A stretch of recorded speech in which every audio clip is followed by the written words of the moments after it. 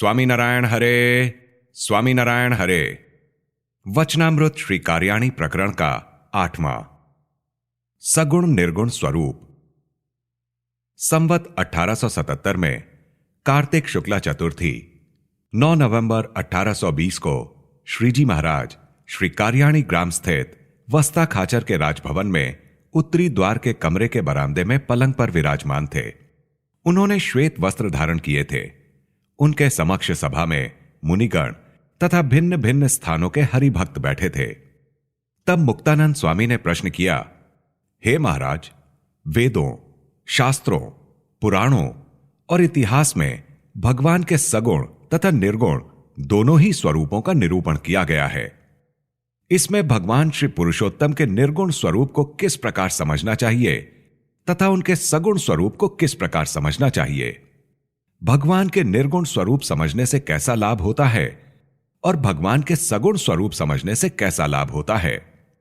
फिर श्रीजी महाराज बोले कि भगवान का निर्गुण स्वरूप तो सूक्ष्म से भी अति सूक्ष्म है तथा पृथ्वी आदि समस्त तत्वों की वही आत्मा है। इसके उपरांत वह उनसे भी परे जो प्रधान पुरुष हैं उनकी आत्मा है, और उन प्रधान पुरुष से परे जो शुद्ध पुरुष तथा प्रकृति हैं उनकी आत्मा है, और उनसे भी परे जो अक्षर उसकी भी आत्मा है।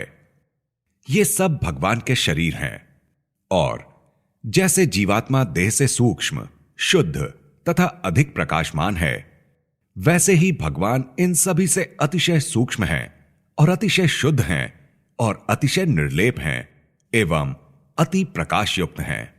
और जैसे आकाश पृथ्वी आदि 4 भूतों में व्यापक है, फिर भी उन चारों भूतों से असंगी है, और उन 4 भूतों की उपाधि का आकाश को स्पर्श तक नहीं होता, क्योंकि आकाश तो अत्यंत निर्लिप्त रहकर इन 4 भूतों में रहा है।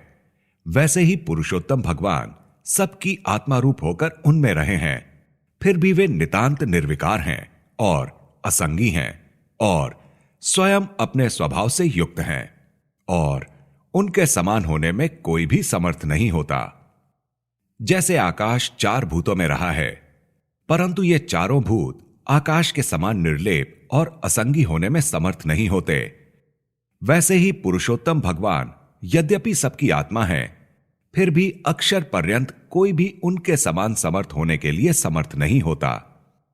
इस प्रकार की अत्यंत सूक्ष्मता, अतिशय निर्लेपता, अतिशय शुद्धता, अतिशय असंगी भाव, अतिशय प्रकाश युक्तता तथा अतिशय ऐश्वर्य से युक्तता, ये सभी उन भगवान की मूर्ति में निर्गुणता के द्योतक हैं। और जैसे गिरनार पर्वत को लोकालोक पर्वत के पास रखा जाए तो वह अत्यंत छोटा दिखाई पड़ेगा, किंतु इससे गिरनार पर्वत कोई छोटा नहीं हो गया, परंतु वह तो लोकालोक पर्वत की अतिशय महत्ता के आगे छोटा दिखाई पड़ता है। वैसे ही पुरुषोत्तम भगवान की महत्ता के आगे अष्ट आवरण युक्त अनंत कोटि ब्रह्मांड अणु सदृश अति सूक्ष्म दीख पड़ते हैं, परंतु इससे ब्रह्मांड कहीं छोटे नहीं हो गए। वे तो भगवान की महत्ता के आगे छोटे दीख पड़ते हैं। इस प्रकार भगवान की मूर्ति की अतिशय महत्ता ही भगवान की सगुणता है। तब किसी को ऐसी आशंका हो सकती है कि भगवान निर्गुण रूप से अति सूक्ष्म की अपेक्षा भी सूक्ष्म हैं तथा सगुण रूप से वे अति स्थूल आकार की अपेक्षा भी स्थूल हैं। तब इन दोनों रूपों को धारण करने वाले भगवान का मूल स्वरूप कैसा है? तो इसका उत्तर इस प्रकार है कि प्रकट प्रमाण भगवान मनुष्याकार में दिखाई पड़ते हैं। यही भगवान का सदा सर्वदा के लिए मूल स्वरूप है, और भगवान की निर्गुणता तथा सगुणता तो उनकी मूर्ति का कोई एक अलौकिक ऐश्वर्य है।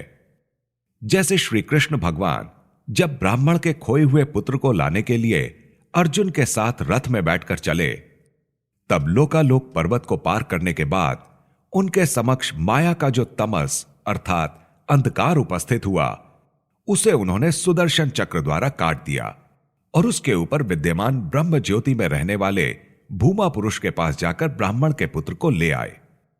तब रथ और घोड़े माइक तथा स्थूल भाव से युक्त थे, परंतु श्री कृष्ण भगवान के योग से अति सूक्ष्म और चैतन्य रूप होकर वे भगवान के निर्गुण ब्रह्मधाम को प्राप्त हुए। इस प्रकार स्थूल पदार्थ को सूक्ष्म भाव प्राप्त करा देना वह श्री कृष्ण भगवान की निर्गुणता है। वही श्री कृष्ण भगवान ने अपनी माता यशोदा जी को अपने मुख में अष्टावरण युक्त समग्र ब्रह्मांड को दिखाया तथा अर्जुन को अपनी मूर्ति में विश्व रूप का दर्शन कराया। किंतु अर्जुन के सिवा दूसरे लोगों को तो भगवान की 3.5 हाथ की मूर्ति ही दिखाई पड़ रही थी।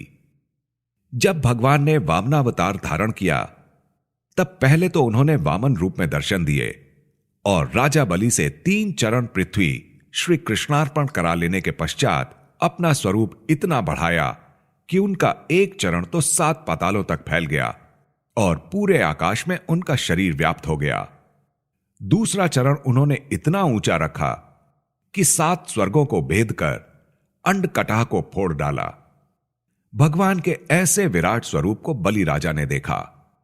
बलि राजा के सिवाय जो अन्य पुरुष थे उन्हें भगवान का वामन स्वरूप ही दिखाई पड़ा।